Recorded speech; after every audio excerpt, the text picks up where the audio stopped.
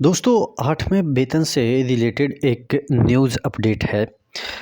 हिंदुस्तान में एक खबर हुई है। जो वेतन सेंट्रल पे कमीशन के लिए मैं बात कर रहा हूँ, यानी कि सेंट्रल एम्प्लॉय के लिए मैं बात कर रहा हूँ।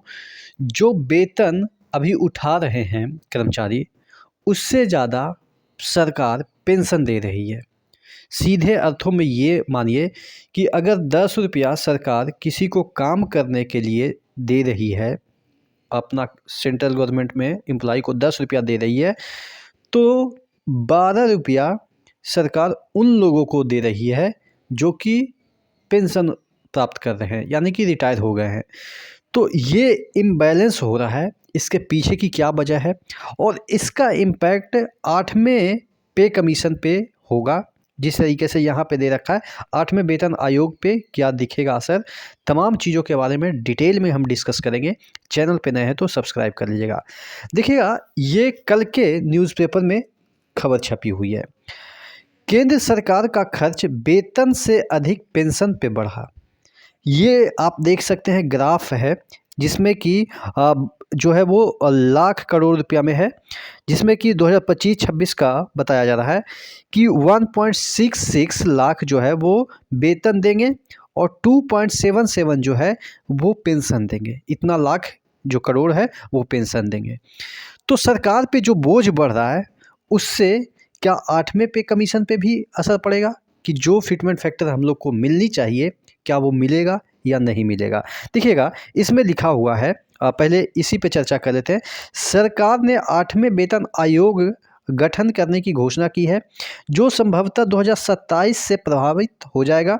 27 की बात कर रहा है, अभी तो 26 से ही माना जा रहा है कि नियम तो 26 है, लेकिन लागू 27 होगा। बाकी आपको एरियर दिया जाएगा, ऐसा आप मान के चलिए, ठीक है।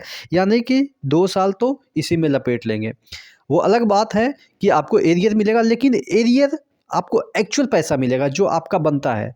उस पे इंटरेस्ट थोड़ी ना मिलेगा कि अगर सपोज आपको आज 10 रुपया मिलना था, वो आपको 2 साल के बाद मिल रहा है, तो वो 10 ही रुपया मिलेगा। ऐसा नहीं है कि 10 रुपया का 2 साल में इंटरेस्ट जो होगा, एक मिनिमम इंटरेस्ट तो बैंक में भी रखिएगा तो 7% मिलेगा ही, तो वो आपको परसेंट के हिसाब से इंटरेस्ट नहीं मिलेगा। तो इसमें सरकार की भी फ़ायदा हो जाएगी। आप ही का पैसा रख के आप ही को दे रहा है, उसमें इंटरेस्ट अपना खुद रख रहा है। तो ये भी सरकार की चालाकी है। लेट जो है वो घोषणा करने से, 8वें पे कमीशन की घोषणा बहुत लेट हुई ना, और उसको लागू करने में भी समय लगेगा, क्योंकि अभी पहले उसका रिजल्ट आएगा। जो कमेटी गठित हुई है उस पे बहुत सारी चर्चा होगी, ठीक है। तो तब जाके इम्प्लीमेंट होगा, और इम्प्लीमेंट होगा तो सपोज माना जा सकता है कि आपके 1 जनवरी 2026 से ही मिलेगा।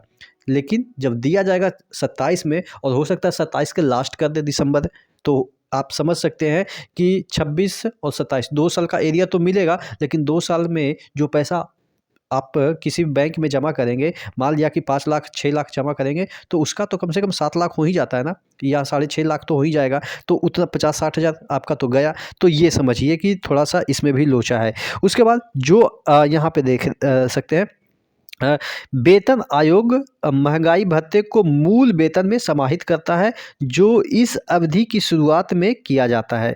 इसके बाद महंगाई भत्ता मुद्रास्फीति के अनुसार हर साल बढ़ता है। वही कहने का मतलब ये है कि आपका जो डीए है वो 0 हो जाएगा, उसके बाद धीरे-धीरे वो बढ़ेगा। इसका यह मतलब भी है कि सरकार जितना अधिक समय वेतन आयोग को लागू करने में लगाएगी, उतना ही अधिक महंगाई भत्ता और अन्य भत्तों का अनुपात मूल्य में जो है वो तुलना में बढ़ जाएगी। यह सीधे तौर पे बजट में दर्ज वेतन व्यय को प्रभावित करेगा। जब 8वें वेतन आयोग की सिफारिश प्रभावित होगी, तो बजट में वेतन मद और बजट प्रोफाइल में वेतन मद में अचानक भारी बढ़ोतरी देखने को मिल जाएगी। कहने का ये तो ऑब्वियस है, सबको पता है कि जैसे ही 8वें पे कमीशन होगा तो उसमें आपको वेतन मद, ठीक है, महंगाई भत्ता मद नहीं, वेतन मद यानी कि बेसिक की बात कर रहा है, उसमें अचानक बढ़त देखने को मिलेगी।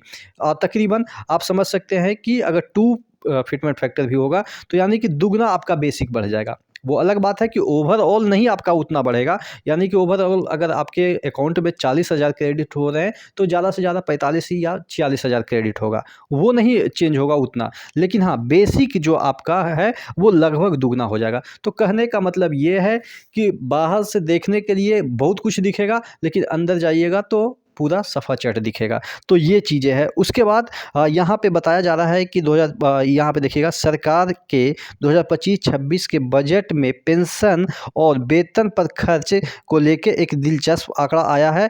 बजट दस्तावेजों के अनुसार 2023-24 से पेंशन पे खर्च वेतन से अधिक हो रहा है। देखिए, इसके पीछे की वजह भी इसमें दे रखा है कि क्यों खर्च पेंशन पे ज़्यादा हो रहा है। एक मोटे तौर पे समझिए, पहले कर्मचारी ज़्यादा होते थे, ठीक है, ये बात आप भी मानते हैं। कर्मचारी ज़्यादा होते थे, अब क्या है कि कर्मचारियों की संख्या ही सीमित कर दी गई है। रिक्रूटमेंट होती नहीं है, वैकेंसी आते नहीं है। जहाँ पे 10 कर्मचारी खटते थे, वहाँ पे अब 2 कर्मचारी खट रहे हैं, और ये दोनों कर्मचारी और 3-4 काम कर रहे हैं, ठीक है। तो इस वजह से अब इन्हीं पे खर्चा करना है सरकार को, तो ऑब्वियस है कि वेतन तो कम ही जाएगा। इनका जो देने का वेतन पहले 10 आदमी को देते थे, अब 2 ही आदमी को दे रहे हैं, वो तो कम ही जाएगा। लेकिन जो ये 10 बंदे पहले थे, वो अब रिटायर हो चुके हैं। अब ये रिटायर हो रहे हैं और रिटायर वाला जो संख्या है वो जमा होता जा रहा है, तो यहाँ पे ऑब्वियस है कि पेंशन ज़्यादा सरकार को खर्चा करना पड़ेगा। अब चूँकि यहाँ पे रिक्रूटमेंट नहीं कर रहे हैं, तो यहाँ पे खर्च कम हो जाएगा। अगर रिक्रूटमेंट ज़्यादा करते, इसी रेशियो में करते, या इससे जिस तरीके से जनसंख्या बढ़ रही है रिक्रूटमेंट और करते, तो ऑब्वियस है कि पेंशन से ज़्यादा आपको जो है सरकार जो है वो वेतन पे खर्चा करते। लेकिन सरकार इतना चालाक है कि ये आंकड़ा तो दे दिया कि हमारा देखिए भाई जी, आप लोग को, बूढ़े लोग को हम बैठा के खिला रहे हैं, उस पर आपका ज़्यादा जा रहा है, लेकिन हम जो काम करवा रहे हैं उस पर हमारा खर्चा कम है। तो खर्चा कम है, इसके पीछे की वजह भी तो आप समझ सकते हैं कि आपने खर्चा जानबूझ के कम कर रखा है। आप वैकेंसी ही नहीं निकालते हैं, आप रिक्रूटमेंट ही नहीं करते हैं, इस वजह से खर्चा कम है। तो इसका इम्पैक्ट जो है वो ये आंकड़ा दिखा के कि देखिए हमारा तो पेंशन पे ही इतना खर्चा जा रहा है, तो हो सकता है इम्पैक्ट आपके जो वेतन आयोग है वो डाले आपके फिटमेंट फैक्टर पे।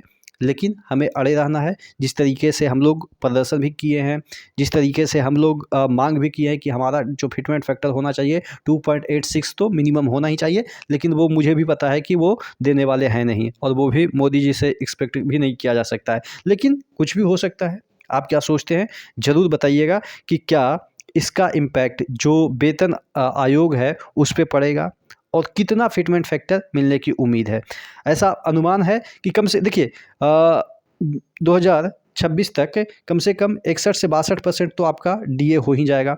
तो 1.62 तो फिटमेंट फैक्टर ऑलरेडी हो चुका है। इसको सरकार दे या ना दे कोई फ़र्क ही नहीं पड़ता है, हम लोग खुद ले रहे हैं अभी 1.62 फिटमेंट फैक्टर। इसका मतलब तो आप समझ रहे होंगे ना, एक 1.62 यानी कि 100% आपका बेसिक और 62% आपका डीए, तो 1.62 ऑलरेडी फिटमेंट फैक्टर हो चुका है। हम लोग मांग कर रहे हैं कि चलो कम से कम 2.86 ना दे, कम से कम 2 भी दे दे, यानी कि यहाँ पे 0.38% भी बढ़ा दे, तो कम से कम ठीक ठाक हो जाएगा। ठीक ठाक यानी कि और भी जो सेंट्रल गवर्नमेंट में जो इंसेंटिव मिलते हैं उस पे अच्छी खासी बढ़ोतरी भी मिल जाएगी। तो कम से कम 2 तो होनी चाहिए। आप क्या सोचते हैं, नीचे कमेंट बॉक्स में कमेंट करके ज़रूर बताइएगा।